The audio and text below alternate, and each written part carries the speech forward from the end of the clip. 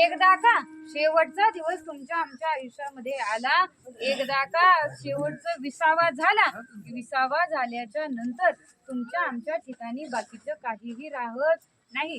देह निघून जातो, जीव निघून जातो, आतला राम निघून जातो आणि नवे नवे त्या शेवटच्या दिवसापर्यंत जेवढा काही संसार आपण जमा केला होता त्यातला एकही व्यक्ती शेवटच्या काळामध्ये आपला राहत नाही महाराज. हो, किती अवघड आहे.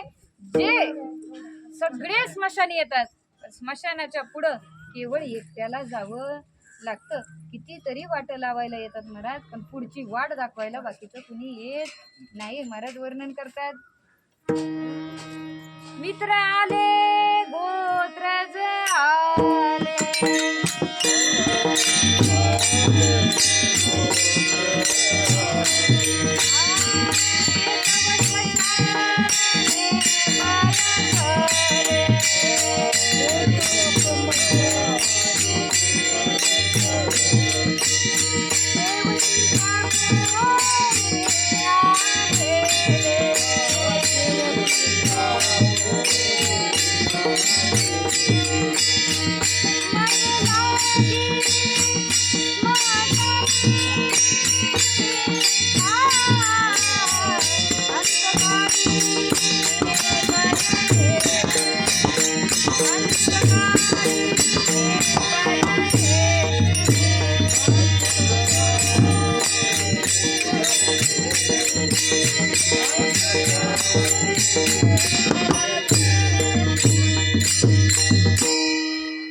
मित्र गोत्र हे काय ताकद आहे बरं का तुमच्या आवाजात. मित्र येतात, गोत्र येतात, सोयरे धायरे सगळे येतात. नवे नवे देहग्रहाची कामिनी तव राहिली भुवनी, मी तव जळत से स्मशानी, अग्नी सवे एकलाची. मी त्या आगीसोबत एकटाच शेवटच्या वेळेत जळतोय.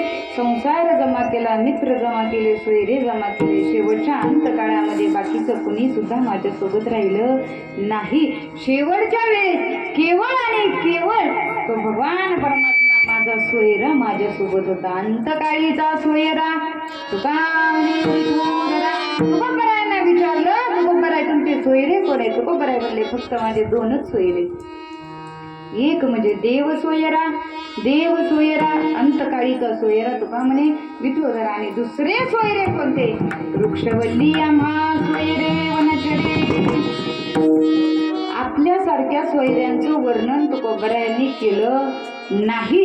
त्यांना फक्त दोनच सोयरे, एक वृक्षवल्ली झाडं वेली माझे सोयरे, आणि तो भगवान परमात्मा माझा सोयरा आहे.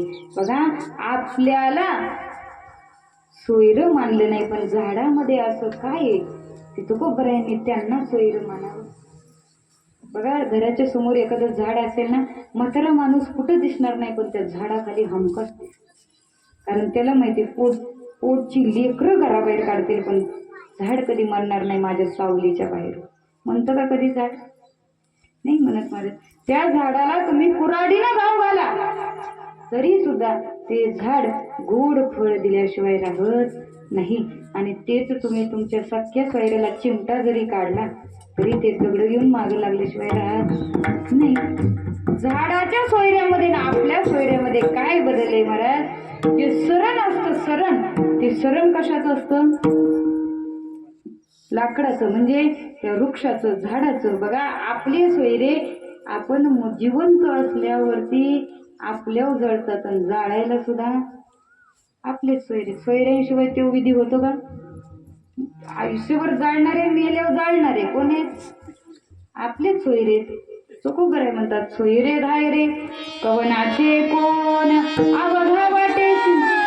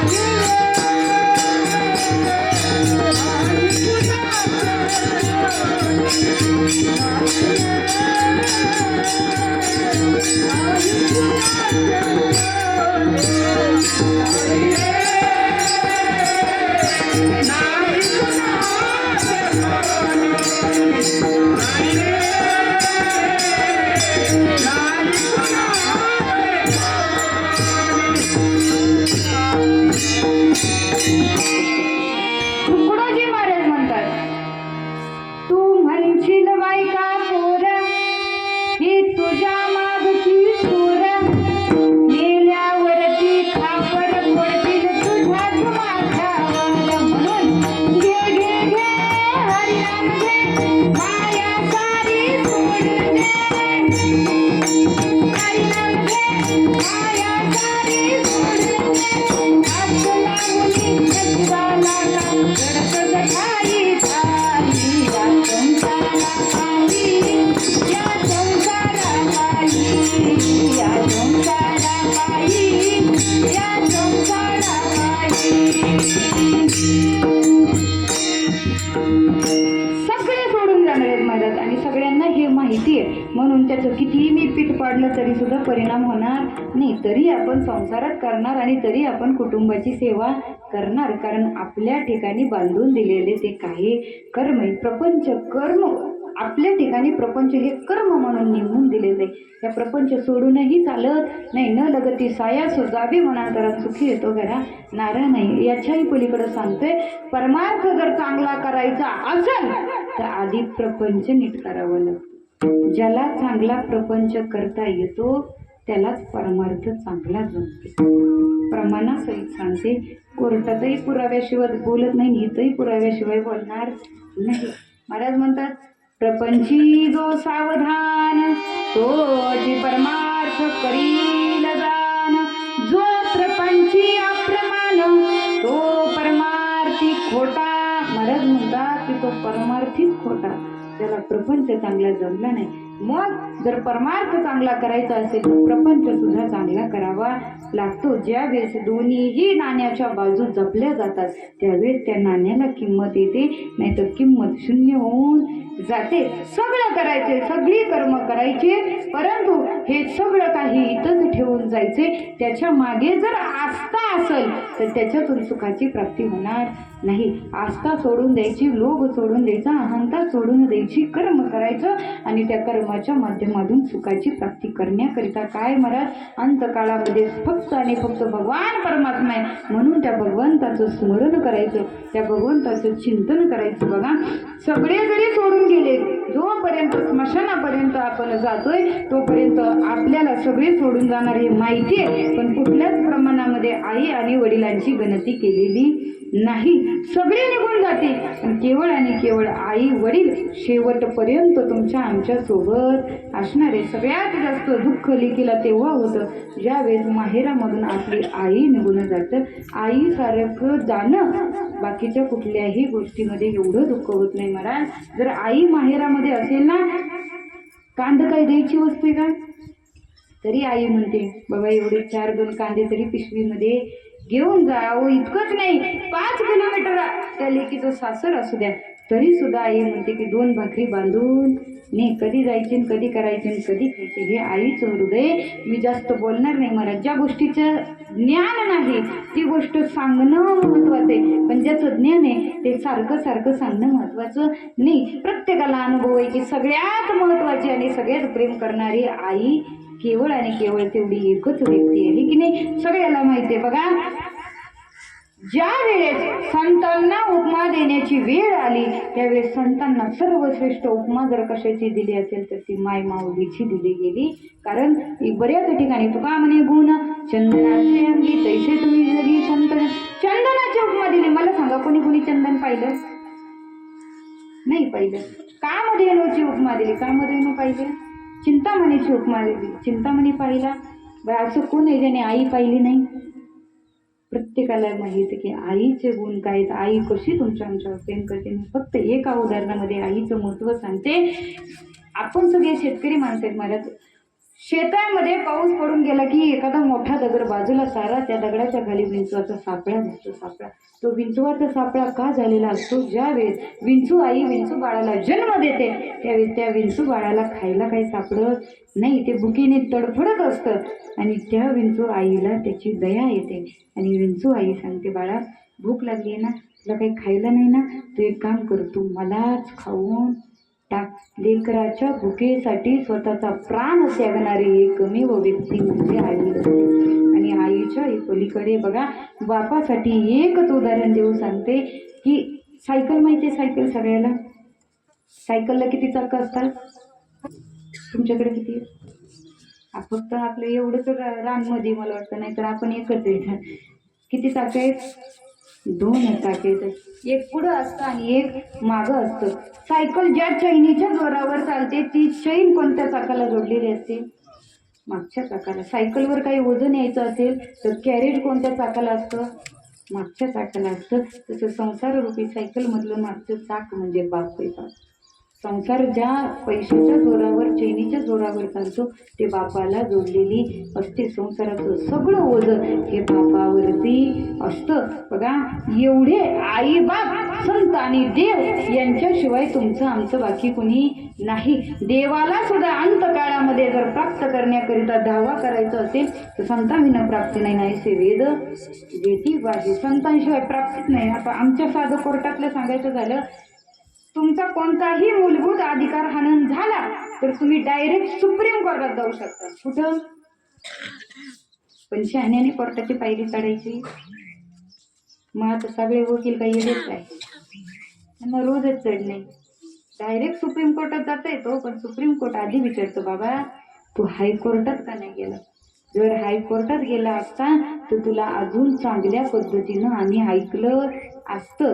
डायरेक्ट सुप्रीम कोर्टात जाता येतं, डायरेक्ट भगवंतापर्यंत जाता येतं, पण तो भगवान परमात्मा आधी विचारतो, बाबा संतांकडे गेला होता का? साक्षात नामदेवरायांच्या हातून नैवेद्य खावा, पण तरी सुद्धा नामदेवरायांना येसोबा क्षेत्राचे चरण धरावे लागले, कारण संतांशिवाय देवाची प्राप्ती होत नाही. जर देव अंतकाळामध्ये आपला सोयरा करून घ्यायचं असेल तर केवळ आणि केवळ संतांना शरण जावं लागतं, त्याच्याशिवाय देवाची प्राप्ती नाही. विठ्ठल विठ्ठल.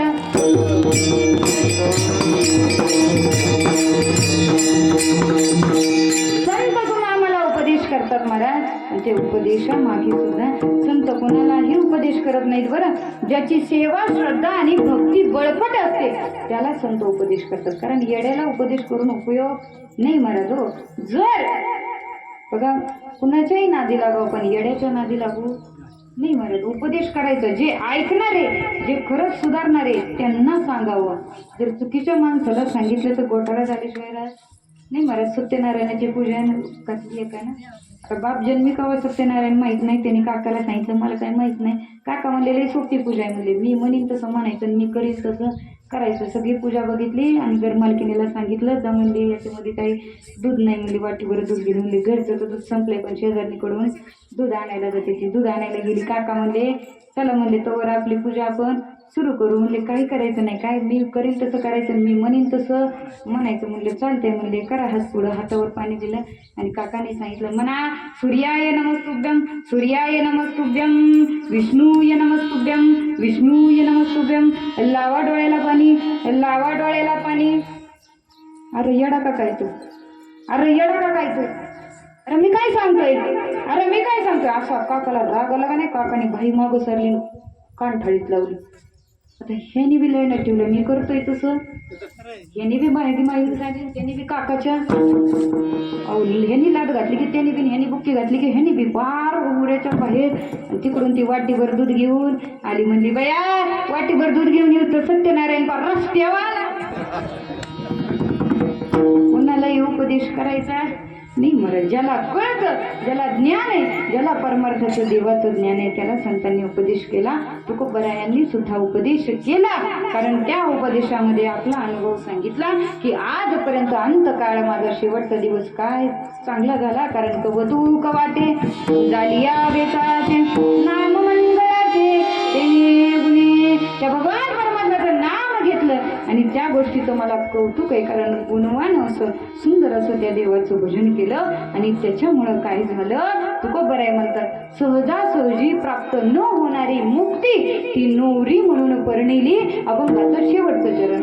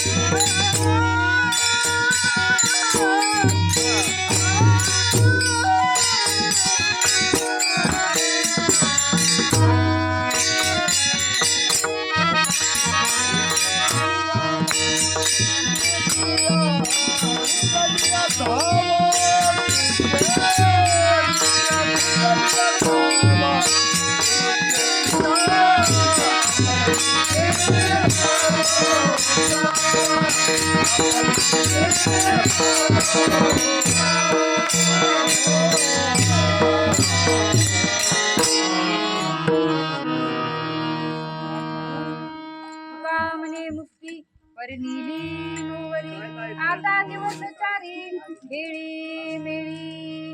बरोबर आहे म्हणतात ही जी मुक्ती आहे त्या मुक्तीला नवरी म्हणून वर्णिलं का, कारण माझा शेवटचा दिवस गोड झाला. नवे नवे आता निश्चिंतीने माझ्या ठिकाणी विसावा प्राप्त झाला.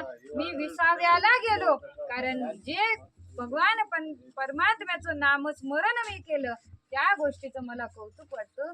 त्या नावा सारखं मंगळ आणि सुंदर असं नामस्मरण बाकीच्या ठिकाणी सुख नाही आणि त्या सुखाची प्राप्ती झाली. महाराज अंतकाळामध्ये तो भगवान परमात्मा प्राप्त करण्याकरिता पूर्ण शेवटचा दिवस गोड करण्याकरिता काय करावं लागतं तर त्या देवाचं नामस्मरण करावं लागतं. त्या परमात्म्याची पूजा करावी लागते, भक्ती करावी लागते आणि तेव्हा कुठे आपल्या ठिकाणी सुद्धा शेवटचा दिवस गोड झाल्याशिवाय राहणार नाही. आज सुद्धा हा शेवटचा दिवस तसं पाहायला गेलं शास्त्रानुसार आजचा या माऊलीचा हा शेवटचा विधी असतो. याच्यानंतर बाकीचा कुठल्याही विधी करायचा गरज शास्त्रानुसार करायची गरज भासत नाही. हा शेवटचा विधी आहे, शेवटचा दिवस आहे आणि भिसे परिवारांनी त्यांचा शेवटचा दिवस गोड केला. कारण अख्खा संसार भिसे परिवाराकरिता सगळी माया सगळं प्रेम या माऊलीने लावलं म्हणून त्यांचा सुद्धा शेवटचा दिवस गोड झाला म्हणावं लागेल. कारण त्यांच्या शेवटच्या दिवशी देवाचं नामस्मरण तुमच्या आमच्याकडून त्यांच्या प्रित्यर्थ घडलं. या सगळ्या आपल्या दान धर्मामधून नामस्मरणामधून कीर्तनामधून प्राप्त झालेलं सगळं पुण्य हे माऊलीच्या ठाई आपण समर्पित करायचं आहे आणि माऊलीला पुढची गती चांगल्या अशा पद्धतीने प्राप्त हो, नवे नवे देवाच्या चरणावरती जागा मिळो अशा पद्धतीची प्रार्थना तुम्ही आम्ही करायची आहे. आता बरोबर 12 वाजता आपण आता फुलं टाकणार आहोत. त्या आधी आपलं देवाचं भजन घेऊया. पूर्वी जेवढे सगळे आज साथीला लोक होती त्या सगळ्या वारकऱ्यांचं सगळ्या आपल्या माणसांचं मनपूर्वक आभार या ठिकाणी व्यक्त करते. ज्यांनी गोड अशी मृदुंगाची साथ दिली नंदू महाराज गाडगे त्यांच्यासाठी जोरदार टाळ्या वाजवा. सुंदर अशा पद्धतीने पकवाद्याची साथ दिली त्यांचे मनपूर्वक आभार. पेटी मास्तर असतील त्यांचे मनपूर्वक आभार व्यक्त करते. टाळकरी असतील या ठिकाणी सगळे उपस्थित आहेत. आमचे वारे महाराज सुद्धा आहेत, गपाट महाराज आहेत, करळे तात्या आहेत. नवे नवे तर माझ्या वडिलांची मिरासीला देवा तुझी चरणसेवा पांडुरंगा हे सगळं काही वडिलांनी दिलेलं होतं, भगवान परमात्म्यांनी दिलेलं होतं. हे सगळं तुमच्या समोर तुमचंच घ्यायचंय आणि तुम्हालाच द्यायचंय. माझं काही एवढं ज्ञान नाही वयही नाही तरी सुद्धा जर काही चुकलं असेल तर स्वतःची पोरगी समजून माफ करा. आहे ना मी तुमची पोरगी म्हणा मी काय घरी येते. ज्यांना एक पोरगी त्यांनी दुसरी समजून माफ करा, ज्यांना 2 पोरी त्यांनी तिसरी समजा, ज्यांना 3 पोरी त्यांनी चौथी समजा, ज्यांना पोरगीच नाही त्यांनी मला दत्तक घ्या. कारण ना तरी बाळा का बोबडा बोले का वापुडा चुका पाऊले ते तो जगणी माऊली विजय बाळाने शिव्या जरी दिल्या तरी आई म्हणते बाया माझा बाळा काय गोड शिव्या देतोय. अशा माऊलीच्या अंतकरणाने तुम्ही ऐकलं. अगदी पित्रांची आशीर्वाद आणि कृपा सदैव विषय परिवारावरती असावी एवढीच देवाच्या चरणी विनंती करते आणि झालेली सेवा भगवान परमात्म्याच्या चरणी माऊलीच्या चरणी समर्पित करून याच ठिकाणी सेवेला पूर्ण विराम. ज्ञानेश्वर माऊली ज्ञानराज